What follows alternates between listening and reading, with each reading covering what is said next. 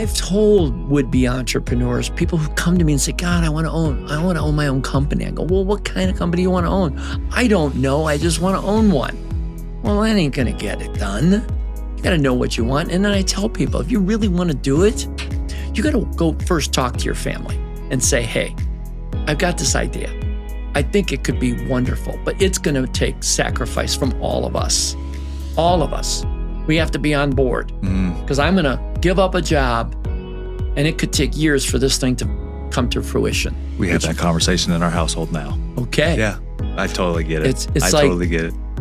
If you can't give up that comfortable job that has a lot of benefits and all the other stuff, and you got a nice house and you want to start a company, I will tell you right now, the bank will not loan you $1 if you don't personally guarantee it.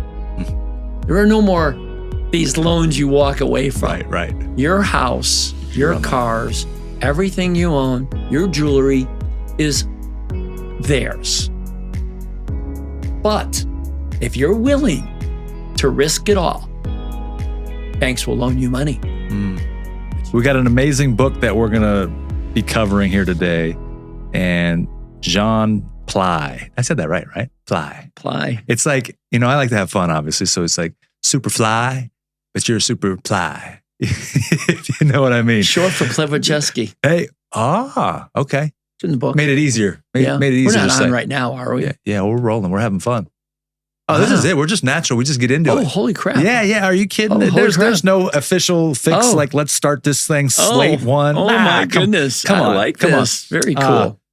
So I obviously always like to initiate, in essence, the beginning points. And you have a point of departure that you think is going to be the most, I would say, precise in terms of bringing us down the path of the journey so that we can get caught up to speed with what's unfolded in your life. Obviously today, just in our previous conversation for the last 15 minutes, you have done some incredible things and you're very proud of this book that we have here in front of us today. We're going to get to that, share it, get some principles out of that, which I'm sure a lot of is going to be integrated into your story. But John, why don't you fill us in on what has and was the journey of, in the early days? You just mentioned that your parents had to go out and work because they couldn't pay for high school. And so there was this early initiative of things that had to happen that gave you maybe this drive, this hunger.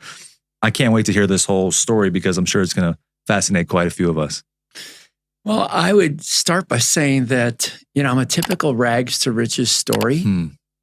And I like to say I was actually blessed to have come up in a poor family because I think it, at least for me, it was sort of like, I want to do better. Right. So I didn't realize just how tight money was in our family with 5 kids and my dad just being a butcher and working 2 jobs until, there are 2 things I can remember. One, when I was very young, I remember when the newspaper boy came to collect for the newspaper and it was only like 75 cents a week.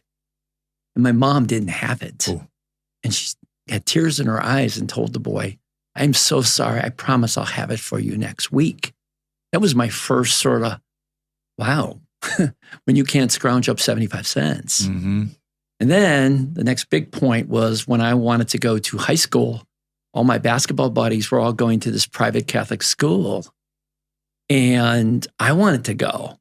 My 3 older brothers and sisters were going to public school because obviously that's like free. And when I said that's where I wanted to go, my parents said, well, we can't afford Fenwick High School. And so I was sort of in a tough spot. And then one of my best friends, who is my best friend since first grade, he said to me, John, you should come and caddy. You can make good money. And so I went up to this club, Oak Park Country Club, and became a caddy after 8th grade. And my parents paid my first semester and through my caddying paid the rest of the way. Wow. Okay. Wow. And which is, it's great in a way that it works that way because I can be so proud of what I already accomplished just there in my life.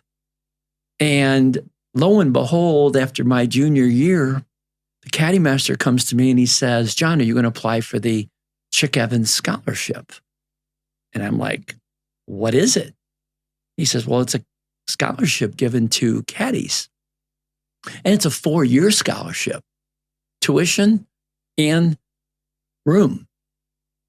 I said, I'd love to apply. And I went through the application process. You can imagine my parents, when they found out I won the Chick Evans scholarship. The letter came in, they cried. Wow. I was like ecstatic. And I went on to Indiana University with a degree in finance, all paid for. Wow. Okay. So you can imagine, I mean, my 3 older brothers and sisters had not gone to college yet at that time. My oldest brother had done a little bit, but then he went into the military, the Army. And then he really got his education after he came out. So here I go to big Indiana University, and my parents were, so I mean, that's kind of the early synopsis of crazy things that happened for me. I majored in finance, thought I would be a banker because my best friend, Jack's father, was a successful banker with an incredible life, beautiful home, belonged to 2 country clubs. I'm like, I want that life. Wow. Was that your early inspiration there? I would say you want yes, that? I want that life. Yeah. I'm like, I was learning, I loved golf as I was caddying and everything else. And Mr. Gleason was so good to me. I used to caddy for him all the time. And so that was a huge inspiration for me. So I think that's why I majored in finance. I'm going to go into the banking world. Look at Mr. Gleason. Mm-hmm. So,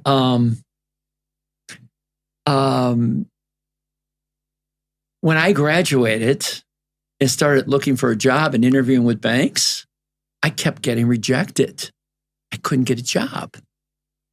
And I couldn't figure out why. Well, I found out through Mr. Gleason, he was at the Northern Trust, that banks were only hiring MBAs that year, 1977. And I just had an undergrad career. I didn't want to go to more schooling. I wanted to get out and work. I was getting married. I'd met my wife in college, and I wanted a job. What do? Well, mentor number 2, John O'Neill, he suggested to me, he said, John, why don't you write letters to all the country club members you used to caddy for with a resume? And he specifically said handwritten letters. Detail. Yeah. Mm-hmm. Do you know how hard it is to write perfect 50 handwritten letters? I spent a weekend writing these letters, scratch out, throw it away, misspell, throw it away. But I got that project done. Mm-hmm. And then I mailed them all off. And sure enough, first job I found was actually for my wife.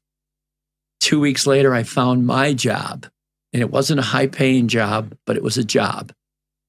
And it was in the food industry, a company that was providing blending and packaging services called Lordson and Company. They had an inventory control position open. At the time, I didn't know what that was. It was very low pay, but the owner, George Lordson, said, we don't give raises here on how long you've been here. We give them on performance. Thank God. And I said, okay, I've been a high achiever already as a young man. I said, I like this. And he said, one other thing, he said, you will learn everything there is to know about running a company. I took that job. And the rest is history, as they say. I mean, there's so many bumps along the way. I went from inventory control to production control to assistant VP to vice president to president of Lordson and Company at the age of 23 and a half, just shy of 24. Wow. Now, there were circumstances that allowed that to happen. What kind of circumstances? I wasn't even there 1 year when there was a pricing mistake with the Pillsbury Company. Our company misquoted a job by a lot, by like 3 times is short. In other words, they quoted 35 cents a case to produce this product, and they need it more like $1.10. So they were getting a deal in their mind. Pillsbury was getting a deal. We signed a contract. Ooh. Okay. A whole plant. They were 95% of our business, by the way. Wow. You've heard the old, all your eggs in one basket. Of course. Not healthy. Mm-hmm. It sure looked happy when I showed up. When this thing happened, there was another problem. The product that we were running hundreds of thousands of cases and losing about 70 cents a case. When we realized it, they had to go to Pillsbury and say, hey, we got a problem. Well, Pillsbury had another problem. The product we were making wasn't selling. So there's hundreds of thousands of cases of product in the warehouse. We are losing money hand over fist. And it created this incredible confrontation. And I was I'm just watching all this, right? Okay, well, Lordson won the battle. Pillsbury wrote a big check to make us whole. But they lost the war.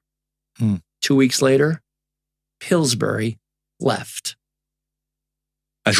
Trucks, you can't believe how many trucks showed up to take everything out. Wow. Lordson had to lay off. Company laid off virtually most of their entire employment. There were a handful of people. My boss, 30-something guy he was the one who misquoted the job. He got fired. And I figured, here comes the next day or two, here comes George Lordson into my office. I'm figuring he's going to say, John, I'm so sorry, right? He says, John, I'm going to teach you how to sell, and we're going to save this company. And I have to tell you, I was like in shock, like, okay, what do I know about selling? And then again, I didn't know anything about inventory control either. So his idea of teaching me how to sell, he made 5 sales call appointments for me out on the East Coast. I had only flown once in my life. I had never rented a car. And I went out, he sent me by myself. I knew inventory control, production scheduling. I didn't know much else. Off I go. I'm sitting in the parking lot in my car, waiting to go on the first call. And I'm like, oh my God, I don't know what to do. I finally got off and I just said, I got to go in. Mm-hmm. This sales call lasted at best 10 or 15 minutes. He'd ask me a question. What's your annual capacity for blending? How many cases can you produce of this type of product? I go, I don't know, but I'll find out. I said, this is a new position for me. I don't know, but I'll find out. This went on, and I learned another lesson too, how difficult sales can be. One of my calls was Nestle. I went to White Plains, New York, hard place to get to.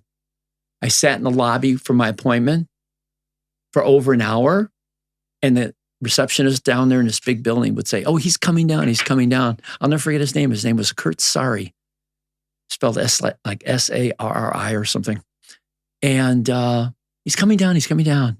And after 2 hours of waiting, she finally says, Mr. Sari is sorry, but catch him the next time you come to White Plains. Wow. But you know what? It's another lesson learned, okay? I go back, and you know what I did?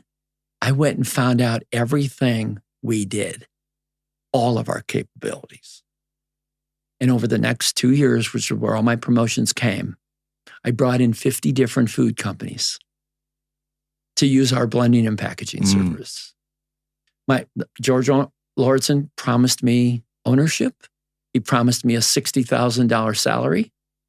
My salary was frozen at 25. I was actually president. I was still making $25,000 because we weren't making money. But he promised me 60 and ownership. When we finally started making some money, I still hadn't gotten a raise. And he didn't come through with the 60. We were buying a house and I got a raise to $32,400. And we were able to, I borrowed, my parents didn't have money, but they loaned me $5,000 and I got like a 95% mortgage and we got our house.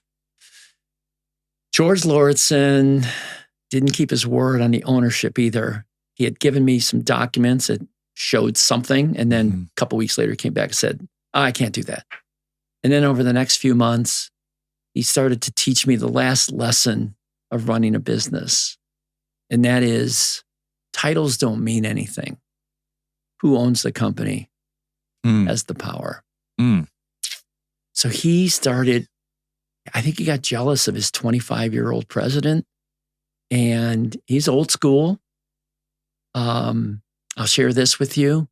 On his door, it said George F. Lordson, chairman of the board, a real mean, miserable son of a bitch. Nice guys finish last. May his tribe increase. Wow. Customers, suppliers, employees all saw that sign. So I call him a mentor because I learned. Truthfully, I learned how not to run a company. Yep. And I sometimes hate to say that because I'm still grateful to George for giving me the opportunity. Yep. And so that's a lot of me talking. You might want to ask. No. It's an incredible story, and it gets even crazier because. Well, see, don't stop there. Okay. I mean, my questions and interjecting are not meant to be. All right. Well, no. You keep going. It gets crazier. I like crazy. We love good stories. All right. Well, here's what happened. I want to hear all of it. He one day embarrassed me in front of employees. I got up and quit. I just got up and left. Okay. And we had just bought the house 2 months before that. And we didn't have any savings. So it's now what? I knew I wasn't going back. And finally, I only know blending and packaging. That's all I know. There was a client who did not like George Lordson. And as soon as he heard I was gone, he left. He went to another company. But he came to me and said, hey, John, if you would open up a blending operation, just a blending operation, because he needed blending. And he said, we could go in and do this together. I'll give you my business and we'll be partners. Well, that was music to my ears. I said, I would love to do that. Problem was, I didn't have any money. And usually when it comes to the money, you better have at least enough to have 51% of the company. I wasn't going to do it without 51 because I just learned that lesson. Prime rate was 21%. Think about that. People are complaining about interest rates today. This is December 1980. Prime rate was 21. Wow. Manny, I went into many banks asking for a loan. I needed $30,000. He was going to put in 30. I needed 30. I had 0. I got thrown out of every bank. They couldn't, in good conscience, lend me money when they were losing 200 clients a week or going out of business. Okay? That interest rate was putting people out of business like you can't believe. You can go look it up. It happened. So finally, I was running out of time. My partner or my potential client and partner had plenty of money. And he was going to Florida for a month or something. And finally I said, I was desperate. I went to my parents. They had $15,000 saved up. They're working all those years. They loaned it to me. Wow. They loaned me their only 15. But I was still short 15. I went to one final bank. It was the bank that knew me through Lordson. And I went in. I told them what I wanted to do. I told them how much I needed. They looked at my collateral and they said, your collateral wouldn't cover our legal fees, but we're going to give you the loan because we like you. And we think you're going to do what you say. Now, $15,000 doesn't seem like a lot today, but back then it was a lot of money. And by the way, I got the special interest rate of 2 over prime, which meant I was paying 23% on my 15 with them. But I was naive, and all I know is I had my money, and we incorporated with 51% for me, 49% for him, which was really the deal because he has his company. This was going to be mine anyway. And we worked out an agreement. I could buy him out anytime after 3 years. And that eventually happened. I slowly built this tiny company with 1 employee, and then another, and another, a second mixer, eventually a packaging machine, another mixer, another packaging machine. Over a 13-year period of time. 13 years. I had over 120 clients doing both blending and packaging. And in the 10th year, I built a beautiful facility, 86,000 square foot manufacturing facility. That's awesome. Okay, where we could bring everything under one roof.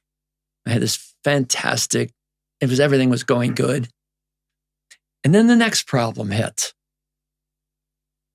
I had too much business. Too much business. Wow.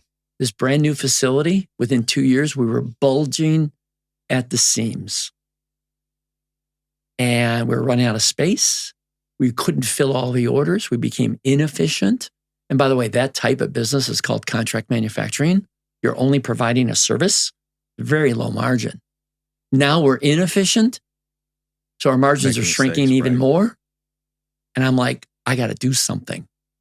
I tried to get price increases. The clients would all say stuff like, oh, we can't afford it and we'll have to go somewhere else, right? And I finally said, you know what? I'm making them rich. I'm going to create a second company.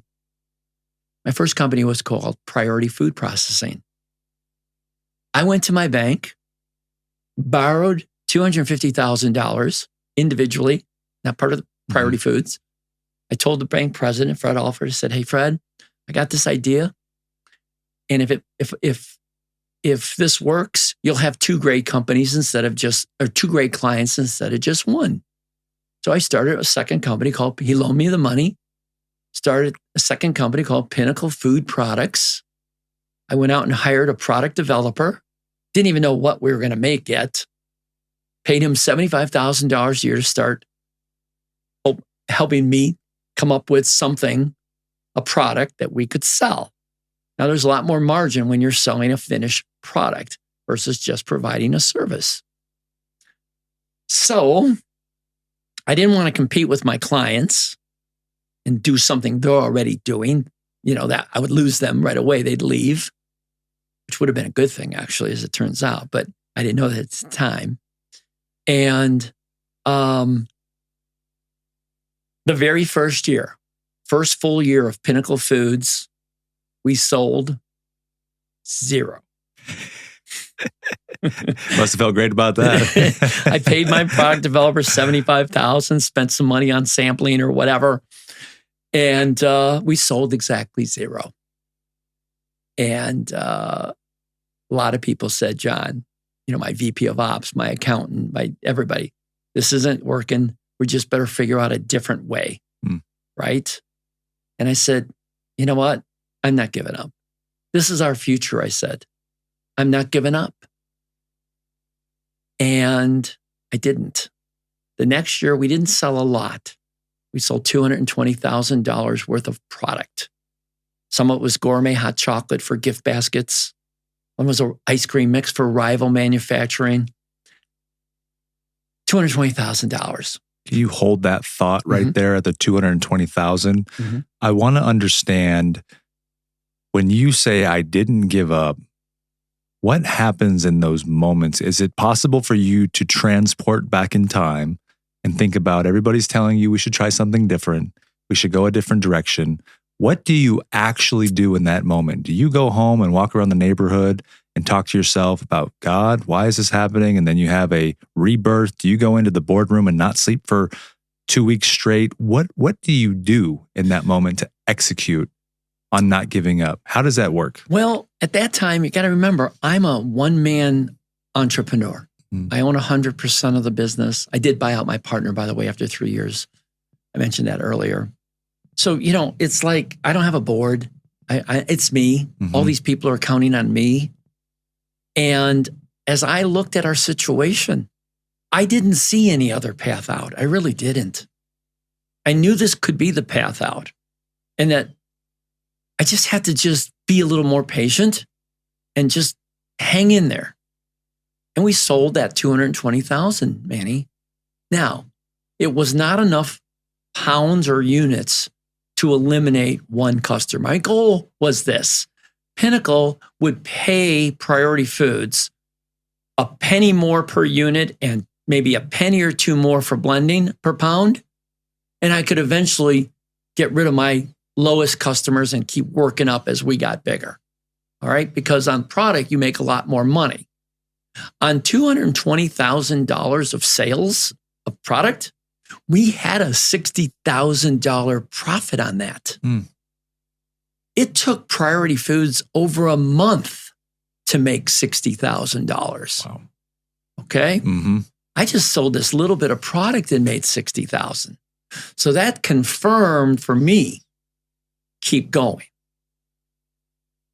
Next year, $1.8 million in sales. The next year, $4 million in sales. That's quite the jump. The next year, $15 million in sales. Now, that was a scary year because with that kind of sales, we made a lot of money. And now it was one of the toughest things to ever swallow in my life in business. My accountant came in, she said, John, you need to go to the bank and borrow $1 million because we're short $1 million to pay our federal tax. So on paper, Manny, we made $3 million. Well, we had money tied up in inventory and receivables and didn't have the cash to pay the tax bill on a $3 million profit. I had to borrow it. Ooh. And I had to sign that check over to the IRS. My hand shook. It shook. Can you imagine? Yeah, of course. Going to the bank to borrow money that I have to pay back. And then signing it over to the internal runner. So being an entrepreneur, there's a lot of things people don't get about wanting to be an entrepreneur. They see the end game. The end game they see, but they don't see the early and beginning and middle game. Okay. You know how we solved that problem? We grew to $33 million in sales the next year. Wow. How are you growing so fast at this point? We were in the right place at the right time. My gourmet cocoa start ultimately led us into the world of cappuccino, which took off back in the early 90s. That's when cappuccino took off. Starbucks, cappuccino. Well, then something came out called cappuccino to the mass market that are sold in convenience stores. I'm sure you've been in a 7-Eleven or some convenience store. There's a machine. You go push a button for French vanilla cappuccino or hot chocolate. That's called cappuccino to the mass market. I see. We dove into that category head first at the right time. So timing was a big deal. And it just so happened none of my customers were in hot chocolate, and hot chocolate led to cappuccino. No one was in that. I'll fast forward for you because it's. I don't want to fast forward. I'm loving this. Keep going. You said $33 million the next year. $33 million. We turned our inventory 8 times. We never had a cash flow problem again. Okay. The next year, 40. The next year, 44. All right. At $44 million in sales, we've let go the last of our 120 service clients. Wow. And I make a statement that we became the best. Priority Foods became the best in their industry. My proof is, as we were firing 120 clients over this 7-year period, they begged to stay. We'll pay you more. We'll pay you more. You're the best. Wow. You guys are the best out there. They wouldn't pay me when I needed it. Annie, we're making over $3 a case versus 15 cents a case in service. Ouch. Yeah. Which one do you want, Manny? Yeah. You want to make $3.50 or you want 15 cents? Come on. My plant, my equipment, my employees, they don't know any different. The only difference is we can afford to buy the ingredients, the packaging, everything, and turnkey it to the finished client. So we became one of the, if not the largest, the second largest supplier of cappuccino hot chocolate in the country. Okay, we did other things. We did private label stuff for grocery stores. We even supplied Hasbro their cake mixes and cookie mixes for the Easy Bake ovens for little kids to cook on. You know, there's many little girls and women and even grandmothers who had an Easy Bake oven when they were a kid. But we did all kinds of cool things like that. And we eventually grew to almost 90 million in sales when we sold. And that was back in 2015. Wow. So that's a pretty recent exit then. That was 8 years, going on. It'll be exactly 9 years, May 15th, coming up. So you had that company. That company was 20. We were 35 years old. Wow. I was in business for 35, and the company continued under a different ownership for the last 8-9 years. They bought us 8 years. And sadly, I heard recently they've lost most of our clients. It's sad, but that happens when big companies buy a small company, and you know, they don't have the same culture. It's a different culture. You know, one thing I should share with you, because it's one of the it's a really important point for listeners who might be entrepreneurs or bank relationships. Going back to my original start, 18 months into Priority Foods, I went in to the bank to renew my note. I had paid down $4,000 of that $15,000, and I had been paying 2 over prime. I went in there to ask for 1 over prime. They not only wouldn't give me 1 over prime, they put a 17% floor on my loan. And I don't know if you know what that means. It means you're not going to go below 17%. Exactly. You're always going to be at 70% above. Yeah. Exactly. Prime was at 16. I was paying 18, and they wanted me to be locked in at 17. And I said to them, I will, you would be my bank forever. But this is unfair. You helped me get started, but I didn't have a ceiling on my note. 2 over prime. Now they're going to lock me in at 17. So when prime goes to 12, I'm paying 17. I said to this girl, Chris Sweeney was her name. I said, Chris, this is unfair. I'll have to go look for another bank. She said, go ahead. She let me go. $11,000 I owed them. And I got through the toughest 18 months in business history. Okay? I got through. I didn't make any money for myself. We were struggling, but we got through. Okay? And can I stop you again right there? Yeah. Okay, so let's placehold that again, because you're at the bank. What is it like in those 18 months, the struggle? What's going on there for the person that's listening right now, so they can understand where they're at or what it really requires, what it takes to get through and fight and kick and scratch and claw. And you said 18 months, I wasn't making any money. What is really happening in that moment? You're not eating, you're not. Here is truth and reality of being, if you really want to get there. I was going to pay myself only $12,000. Remember, I was making $32,000 when I quit Lordson. To make the company work the first year, I was going to take a $12,000 salary. Well, my wife's job wasn't high paying, and we couldn't make ends meet. I ended up paying myself $18,000 that first year. So I took a $16,000 cut just so so the business could survive. And I made enough with her salary to get through that period of time. I drove a shitty used car. Okay. You know, not so much anymore. Saw you pull up in that Aston Martin. Yeah, you know, but it's a complete sacrifice. Okay. I've told would-be entrepreneurs, people who come to me and say, God, I want to own my own company. I go, well, what kind of company do you want to own? I don't know. I just want to own one. Well, that ain't going to get it done. You got to know what you want. And then I tell people, if you really want to do it, you got to go first talk to your family and say, hey, I've got this idea.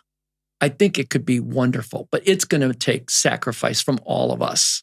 all of us, we have to be on board because I'm going to give up a job and it could take years for this thing to come to fruition. We have that conversation in our household now. Okay. Yeah, I totally get it. It's I totally get it. If you can't give up that comfortable job that has a lot of benefits and all the other stuff, and you got a nice house and you want to start a company, I will tell you right now, the bank will not loan you $1 if you don't personally guarantee it. There are no more these loans you walk away from. Right. Your house, your cars, everything you own, your jewelry is theirs.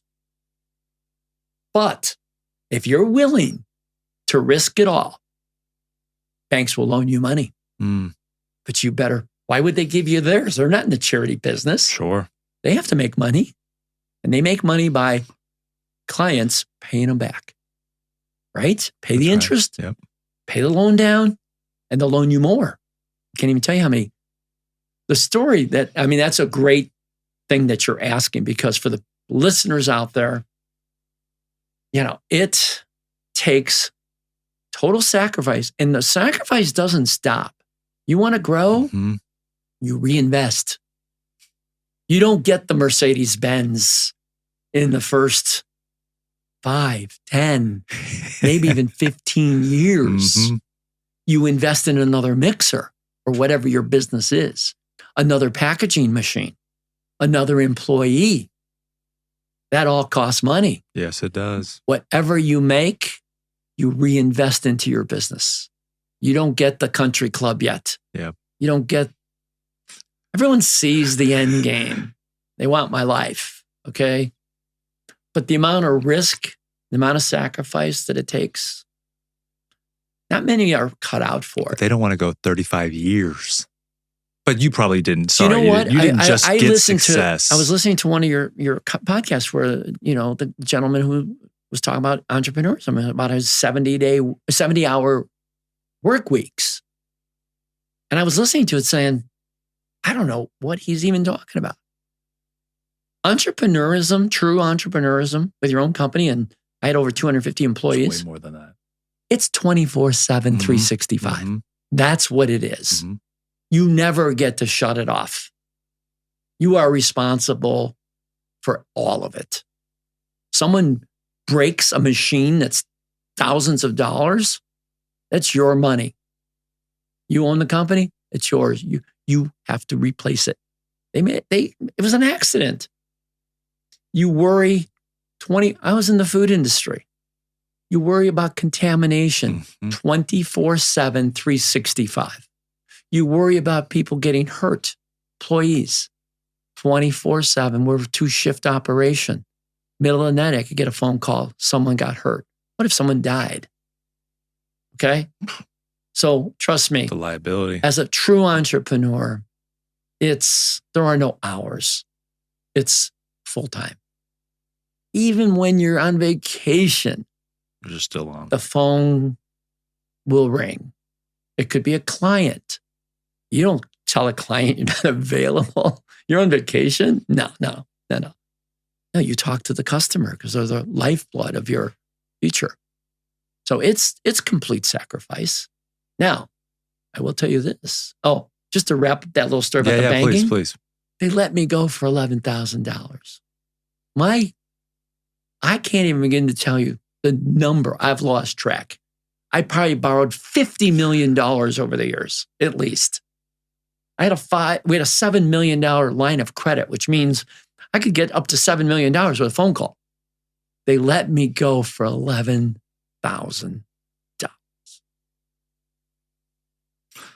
I want to, that's miraculous and what a foolish mistake that they made, right? How does and this is kind of piggybacking off of a conversation I just had too, is your decision-making process as the entrepreneur to keep reinvesting in the business versus go splurge is one of those fancy words, or go invest in the Mercedes and selfishly use it for yourself. How does someone, or even in your case, how did you choose? Because the choosing and the decision to go right versus left is the hard part. And so internally, something for you has to be connected to your decision to say, I'm willing to make the sacrifice. Like that is probably bottom line, the hardest part, or not hardest, I'm saying it's an absolute, I like that. Harder parts of continuing to make progress as the entrepreneur are those micro decisions like that. It's a fabulous question. Fabulous insight on your part. And I got the absolute best answer for you. I can't wait. As the owner of the company, your employees come first. They have to get paid. Okay? They have to get raises.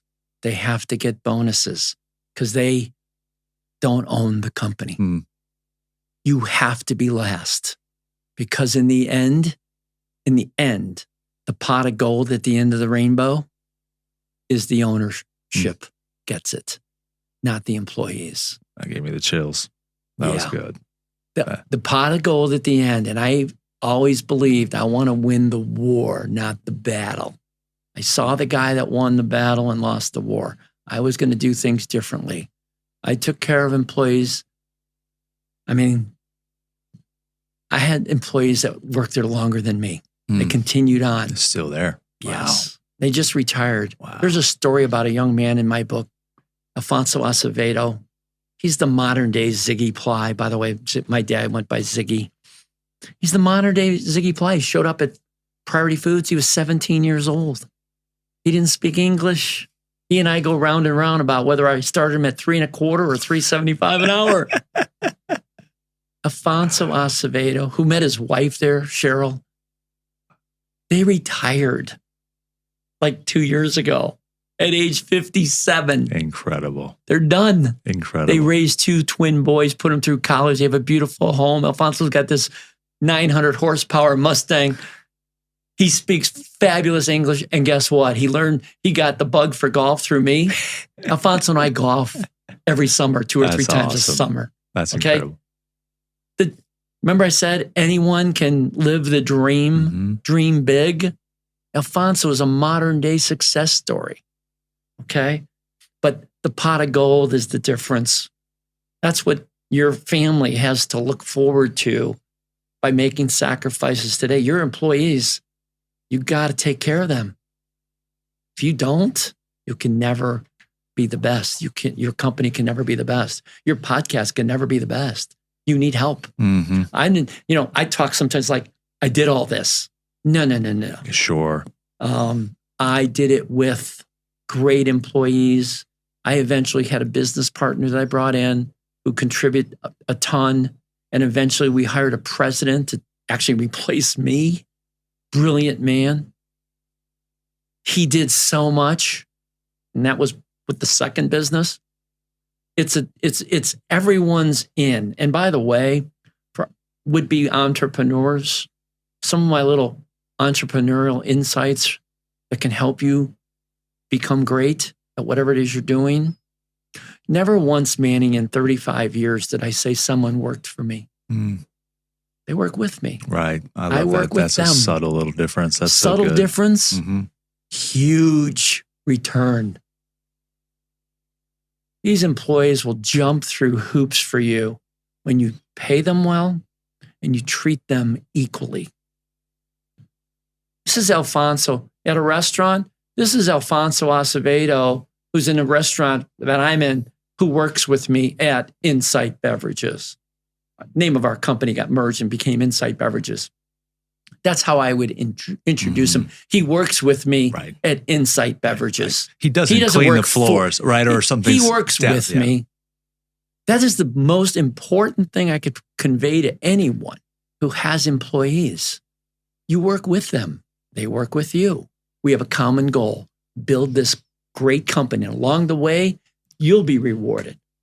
And along the way, if we get successful enough, you'll be rewarded more. And guess what? You, the owner who did all the risk taking, gets the big pot of gold at the end.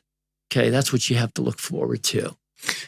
Do you, on the growth ladder of what you were sharing there from the early days, you got to 44 and then 90. Yeah.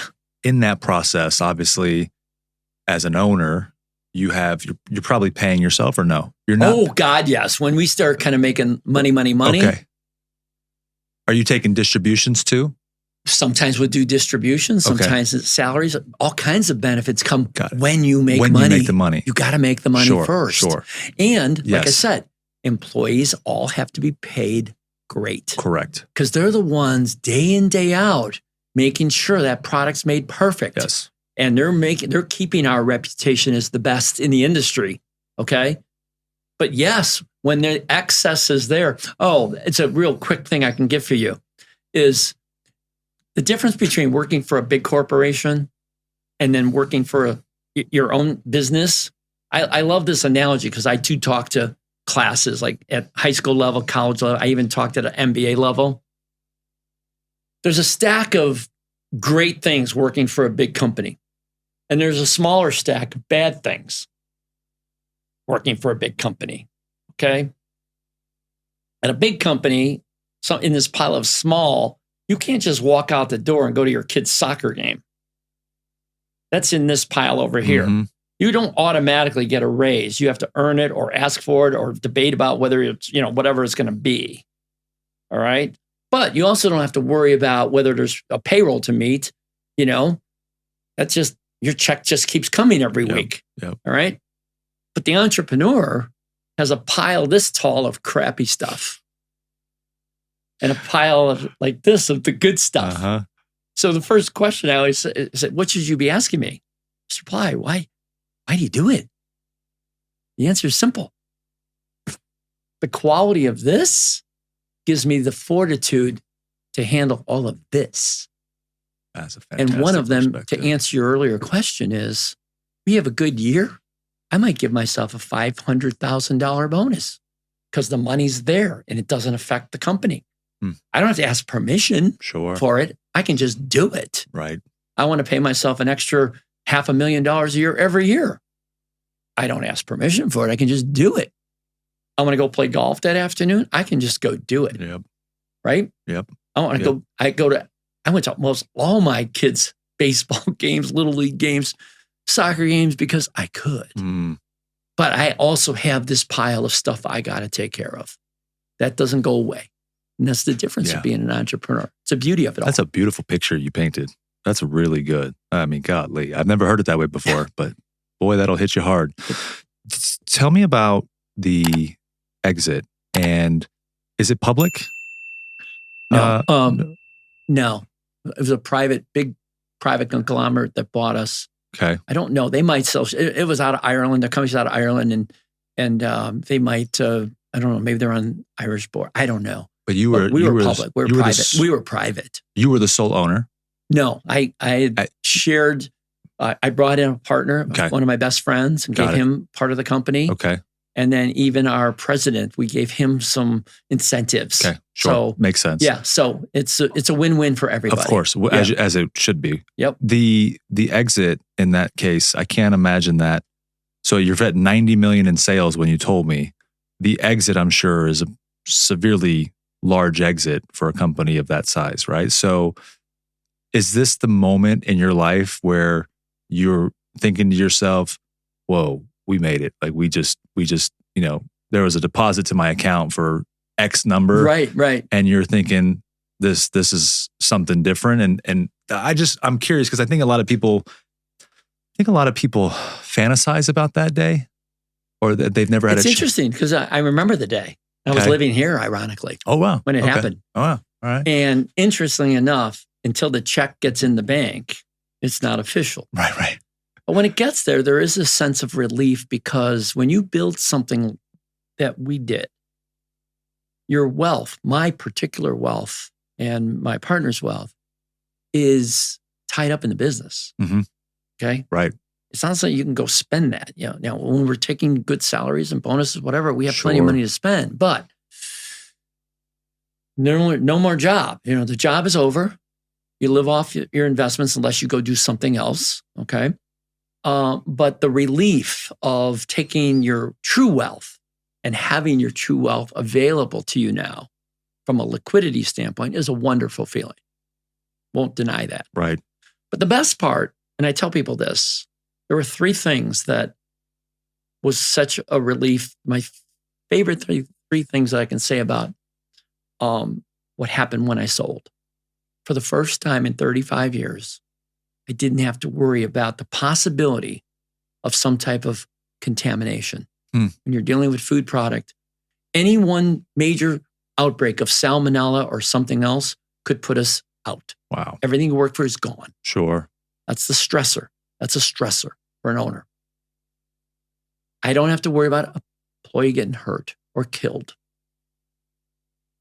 If it's negligence in some way, they Sure. always want to blame, Right. it could have been an accident. Yep. But I don't have to worry about that. And the third thing, even though it was something I always worried about, but we never lost customers because we were truly the best. I don't have to worry about my competition anymore. I don't have to worry about that anymore. The customer wants to go out and look for another bid from someone else. I don't care. It's not my problem anymore. But that's really the exit part that is, you nailed it with that question. It's a relief. It's something that you go, yeah. It wasn't until years later, though, I was reflecting on, I didn't even realize it until, I don't know if it led to the book or what came first, the chicken or the egg, but basically I realized as I look back, I said, holy cow, we did something extraordinary. Number one, start a company from scratch, a service business with one employee, with one goal. My goal I set for that company was this: we'll never be the biggest, but we can be the best. That was the goal. We achieved it. And I told you earlier how I know I got the proof. Every client told me so. Right. As we let them go. Sure. That's the best proof possible. And when you have too much business, I guess that's another sense of proof. We have too many clients. Second one, we were the best too. And the proof would be, if I read off the clients, 7-Eleven, every 7-Eleven in North America bought their cappuccino hot chocolate from us. Wow. Okay. Quick Trip, Wawa, Sheetz, Casey's, the leading chains in this country, all bought from Insight Beverages. So we had the best customers. But the amount of money that we got paid when we sold also was proof. Sure. Company, they would never pay what they did if we weren't the best at what we did. Was it a 9-figure exit? Yes. Yeah. Yeah. Multiple or like low? Well, the multiple was big. It was our multiple was large. Okay. Because it was a strategic purchase. Okay. I'll leave it at that. So yes, it was quite a, it was a win-win though for everybody. Everybody, that's my philosophy for also in life, outside of business and inside. It's always got to be win-win. Sure. For everybody. Right. Customers have to win. Employees have to win. The company has to win. Suppliers have to win. If someone's not winning, you got a problem. You'll never be the best in business. That's a good point. Okay, you can't get there. The chain will break. So it's not that difficult, but everyone's got to be, we had a sign up there. You know what it said when you walked in our door? Partners in success. That was our motto. I love that. Partners in success. Everyone needs, By the way, in my book, I tackle a huge subject in here. There's so much in here. I mean, there's so much, Manny. One of the things that is in there that's really kind of cool is the definition of success. I went and gave what I feel is the true definition of success. And it's not dollars. It's far from it. That's Ziggy. I love that. That's my dad. Yeah. Most successful man I know. And I'll tell you how I define success and why he's the most successful person I've ever met. Money doesn't buy happiness. It buys a lot of comfort. Okay? It does not buy happiness. In many instances, it can cause a lot of pain and grief. Okay? Happiness and true success. Here's how I define it. Where did you start? And where did you get to? Your starting point is key. And where did you get to? Let me jump in. What would you declare the starting point, though? Is it like the moment you decide that you're going to start a business? Is it the moment you're born? Is it the moment? Because you obviously have to have a reference, right? I think the moment, I think as a child, you have hopefully some successes, whether it's in athletics, music, whatever, dance, you know what I mean? Whatever you're into, there's successes there. Right. But those are personal successes from skills or whatever, growing up as a child. But once you move into adulthood, I'll call it, then the rest of your life, we strive. We strive for what? We strive to have more friends. We strive to have a great family. We strive to be successful in our career, right? And all this stuff is all part of, in my world, of what true success is about. And where you start, the perfect example of where someone started adulthood and why he's the most successful person I know is the butcher in this book, The Lessons from My Dad. He was 18 years old when he went in the Polish army. At age 19, he was captured by the Germans. He spent the next 5.5 years in a prisoner of war camp, surviving one day at a time for 5.5 years. People think COVID shutdown was tough. We can't even imagine. My dad knows what it was true to be hungry. 5.5 years. When the war ended, he then spent 58 months working with the U.S. Army, working in Germany to clean up a lot of the mess and rebuild the destruction of the war. And just at his 30th, he was roughly 30 years old when he got on a boat. There was nothing for him at home. He came to America with a name like Zygmunt Pliwachewski, uneducated and not speaking much English. People talk about discrimination, racism, and all this stuff. I can't even imagine how much he was discriminated against, right? With a name like Zygmunt Pliwachewski. And then he gets on a train. He hears about a Polish community in Chicago. He gets a job as a meat cutter, butcher at Swift & Company. Meets my mother at his second job, a retail meat market. Raises 5 kids by leaving at 4:00 in the morning and coming home at 7:30. He did this for 35 straight years. In that time period, making very little money. His biggest year was $36,000 he made. He got laid off from Swift at age 50. 2 weeks later, he's at a meat packing company called New City Meat Packing. What's he doing? Packing and cutting meat, right? At age 65, my dad owned his home and retired at age 65. He spent the next almost 30 years of his life doing for others. 30 straight years usher at church every Sunday. He considered that, he was grateful for that job. Here he was giving to the church and the community, and he felt he was the one receiving, doing 30 years as an usher. All right? In his later years, and this is the true reason he's the most successful person I've ever met. You know what he would say to me? He's in his 80s, and he had every right to be angry for what he missed. Can you imagine? Think of your ages from 18 to 30. That's maybe the highlight of your life, right? Greatest years of our life. Pretty damn good for me here in Vegas. Good, right? 18 to 30. Full party on. Yeah, right? Totally. And there's a guy who just started in a foreign country at age 30, and his years from 18 there was not good. That man never complained. And I mean, never complained. I feel so small when I catch myself complaining about the littlest things. I'm like, he never left food on his plate. Never. He knows what food, he never knew when he was going to eat. Empty plate.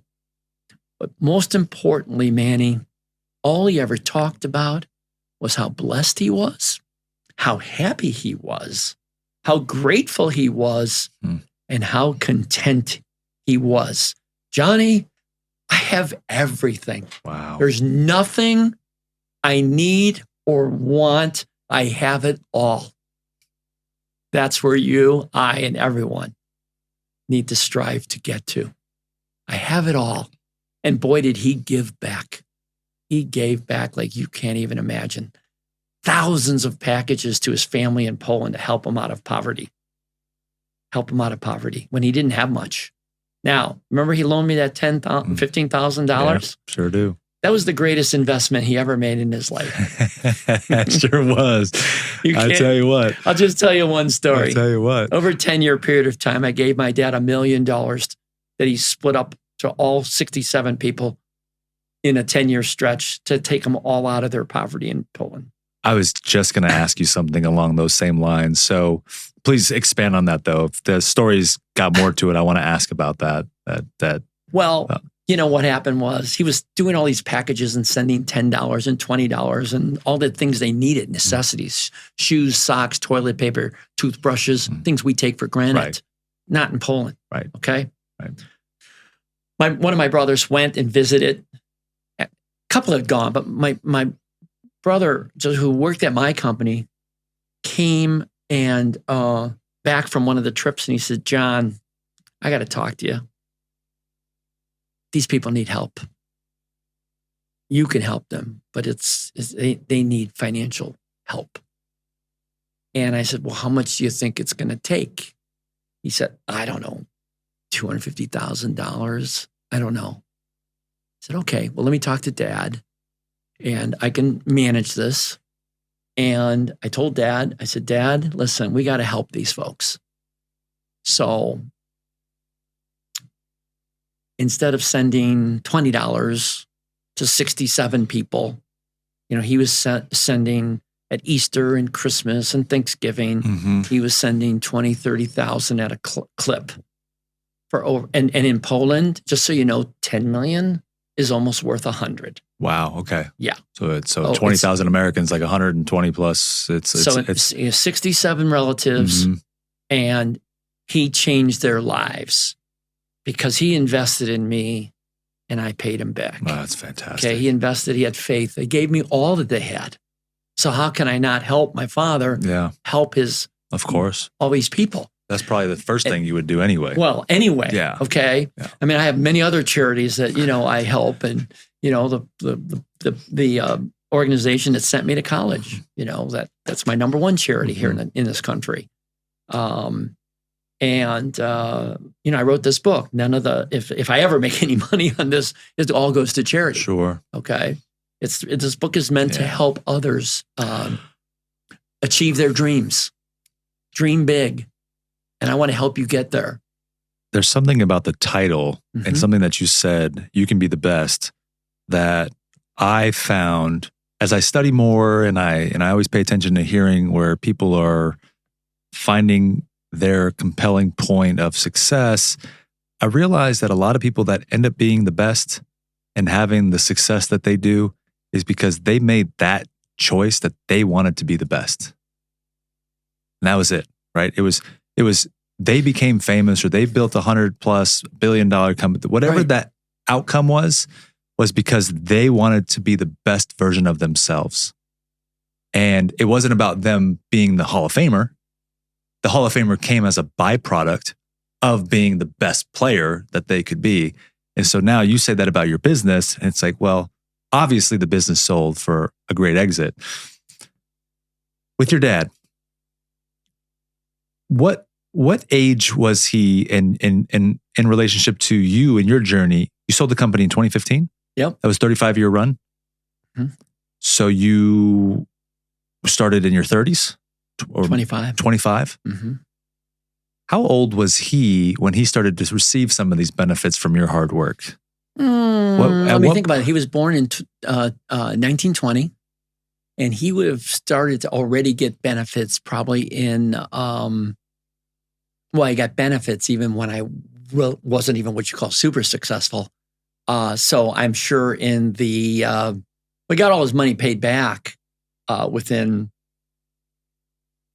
three or 4 years. I paid so them rather that with quickly. interest and everything else.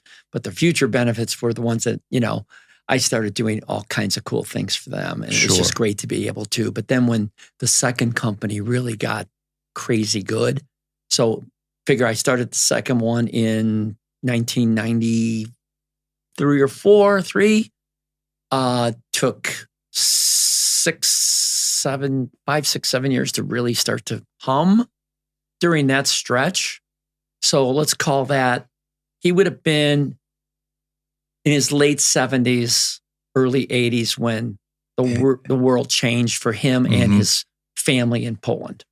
Okay, the big world change took place then.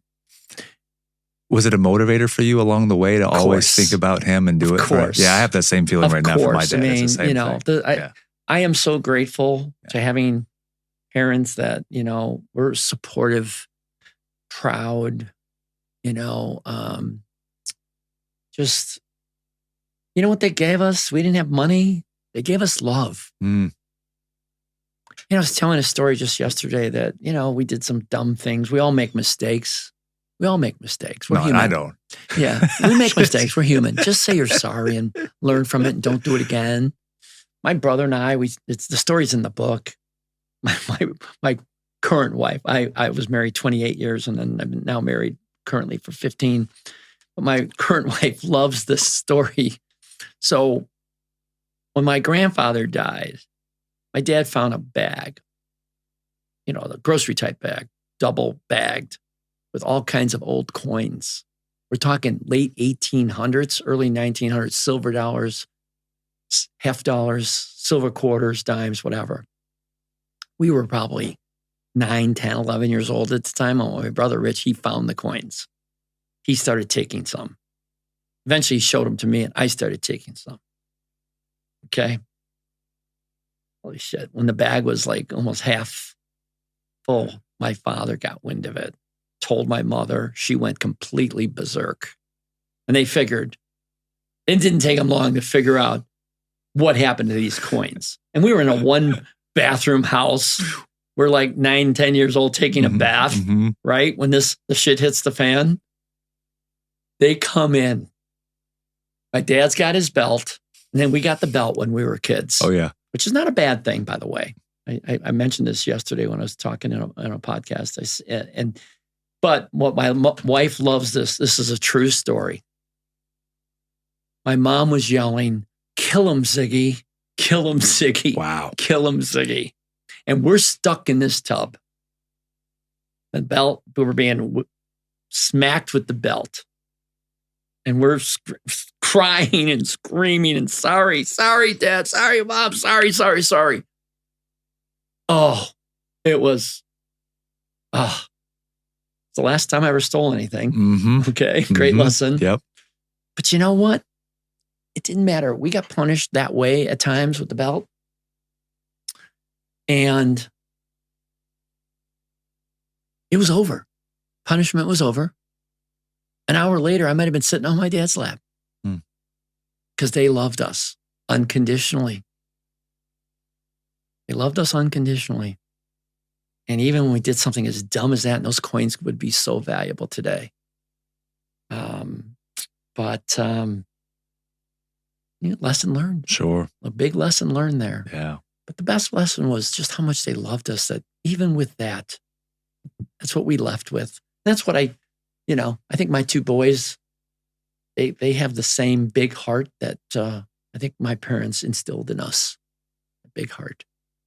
What was your dad, what was he telling you or sharing with you, or maybe he wasn't that type of dad, about what you had accomplished? And when you were giving him this money and he saw this big business that you built, was he like, "Son, I know you can do it"? Or was he like, just... You know what's so funny? My dad, having worked just a labor type job and never being really taken care of. Yeah. He would always tell me, when I would tell him how much I was paying some of my employees and how generous I was, he'd say, "Johnny, don't do that. They won't appreciate that. Johnny, they'll never appreciate it." I said, "Dad, I know what I'm doing." He would say that so many times because I'd do something else. I'd show him something we bought for the employees or something. He'd go, "Johnny, don't do that. You can't do that. They're not going to appreciate it." So that was a lot of what but then he would also as he would see what he got to see it all. My mom didn't. She died young at age 67 and she missed a lot of it. She got to see a lot of the early though. I started in 81. She died in 2000. So she got to see a lot, but she was sick for many years. So, but that's what I remember the most with him. Don't do that, John. Don't be so generous to your employees. I said, Dad, I got this. I know what I'm doing. I know what I'm doing, Dad. I really do. He didn't understand the pot of the gold at the end of the rainbow in my mind because I couldn't get there without them. They're part of my. I mean, I loved all my employees, and you know what? I think they loved me too. Because you have that spirit about you. I can tell. Yeah. And that's how you get great. That's how I think you get great. If you really want to be the best at anything, you can be. And by the way, you touched on that. You were talking about the title. When we were coming up with that title, when it was finalized, Scribe had me with a professional title person. We always knew life lessons from the butcher and the businessman. There was talk about that should be the title. I think it's a great ring to it too. I love that. But when we came up with You Can Be the Best, I said, is that name even available? How could that name be available, right? She looks it up and goes, it's available. How many millions of books have written and that title's never been used? I said, how is that possible? You know what she said? The promise is so big, no one's ever used it. That'll hit you like a ton of bricks. Did. But you know what? You said it earlier. What I mean by this is you can become the best you, a person. And it will help you achieve career things, friendships, families, great family.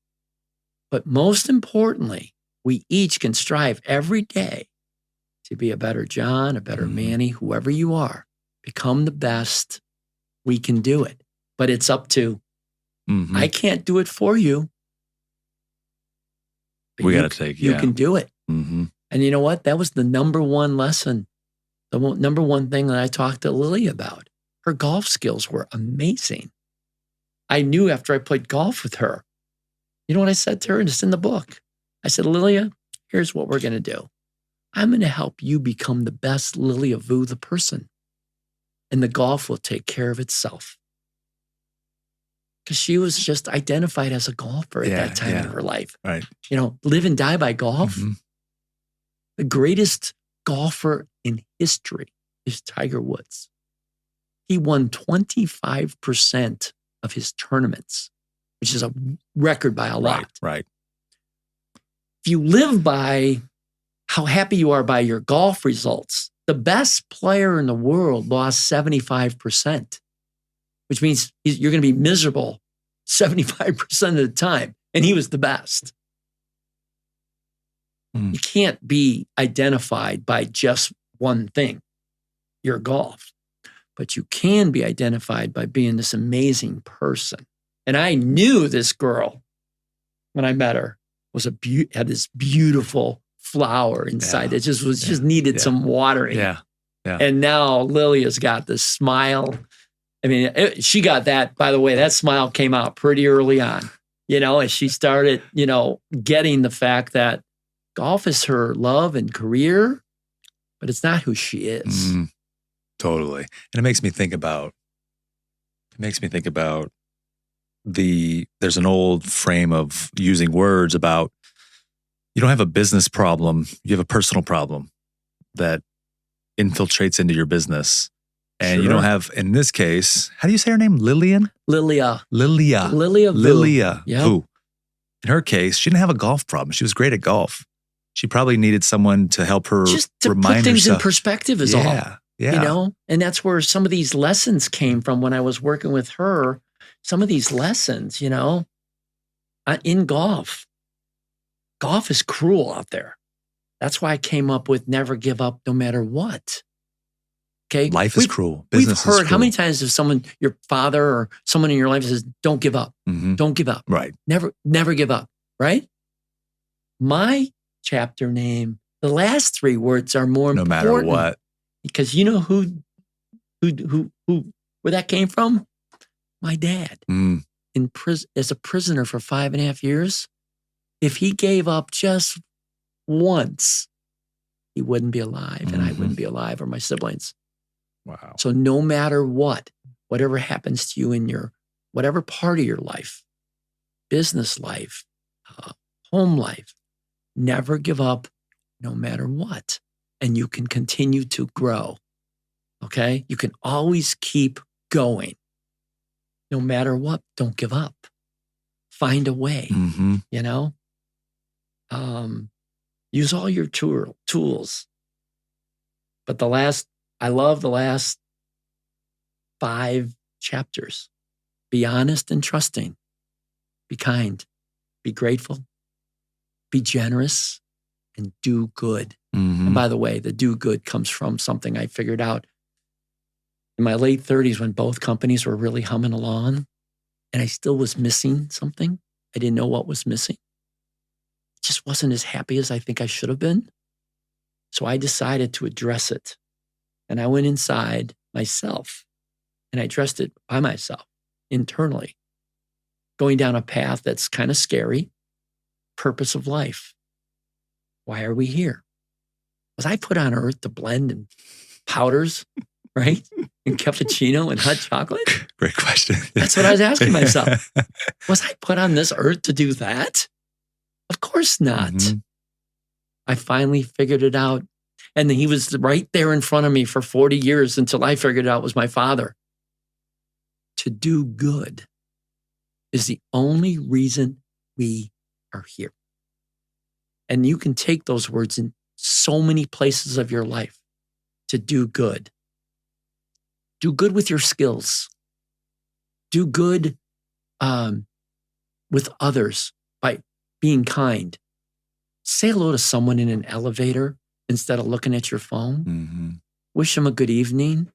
How many times you've been in an elevator and people are like, all the time. Right? All the time. While you're standing there like, maybe looking at them and they're not looking at you, right?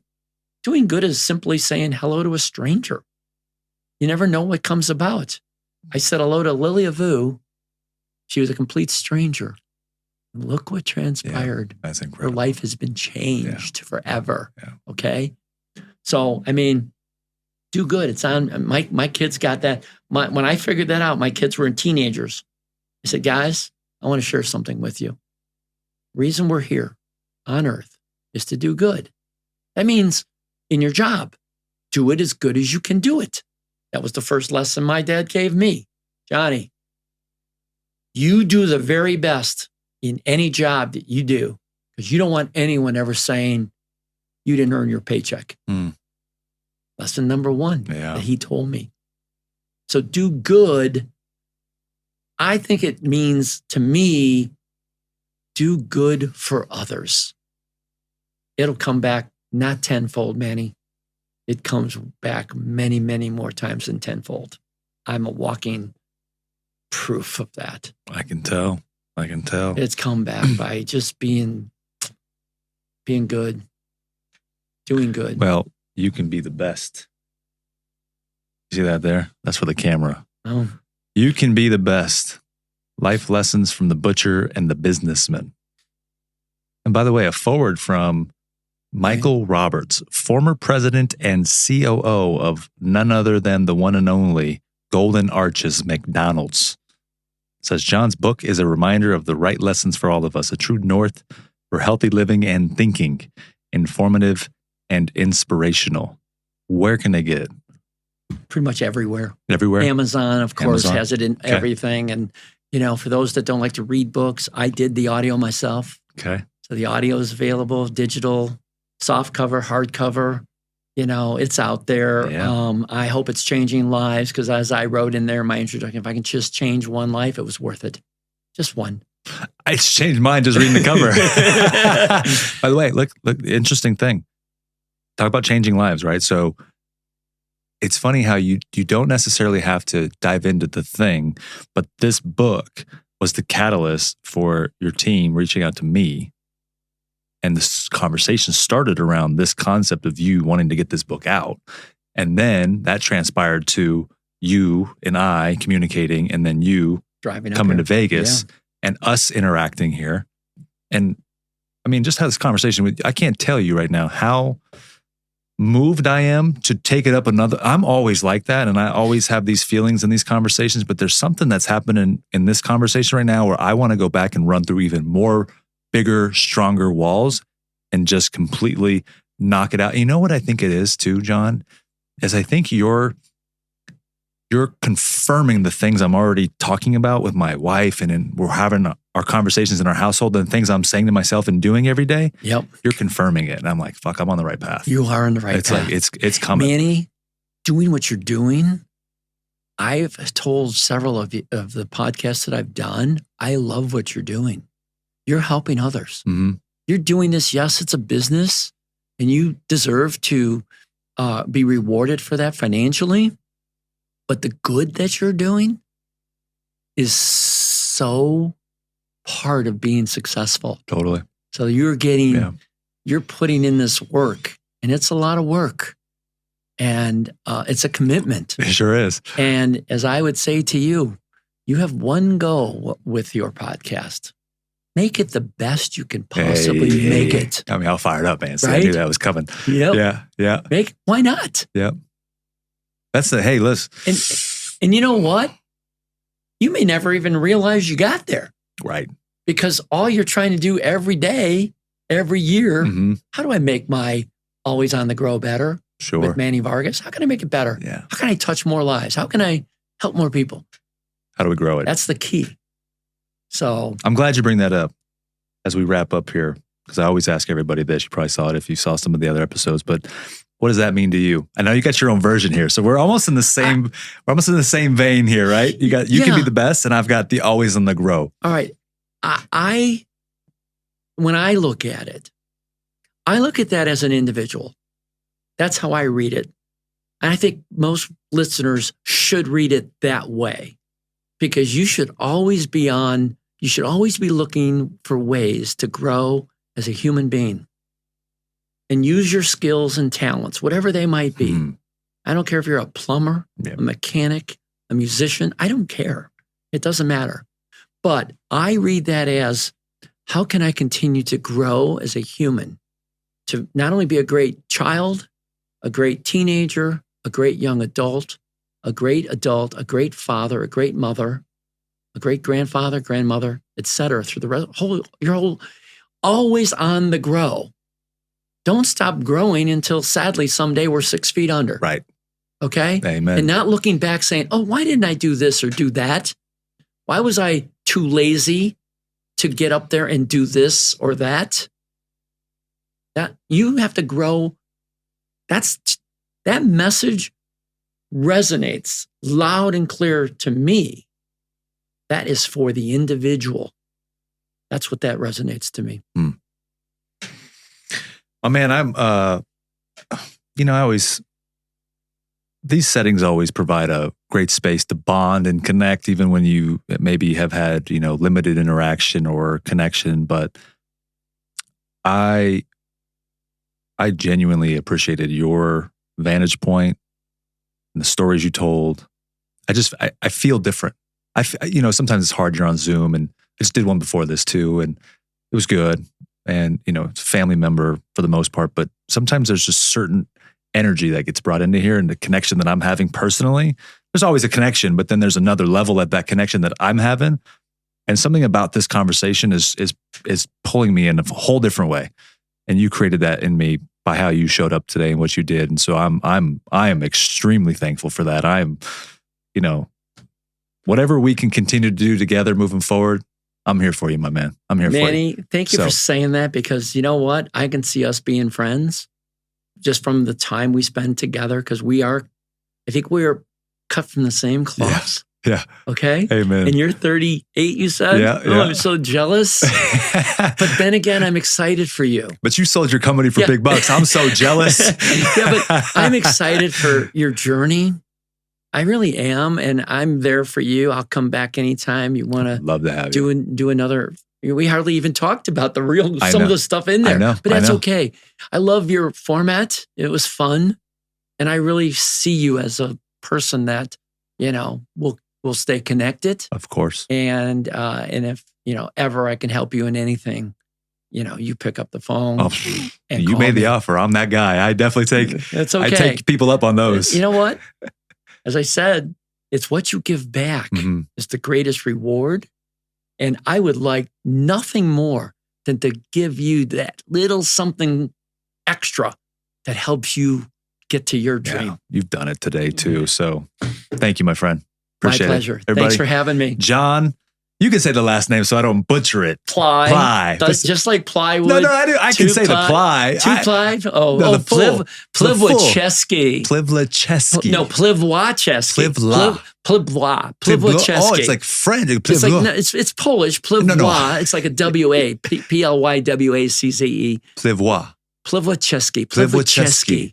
And I'm proud of that. Say that a few because times. that was my father's name. And get the book and learn about Ziggy. Yep, there it is. You will never.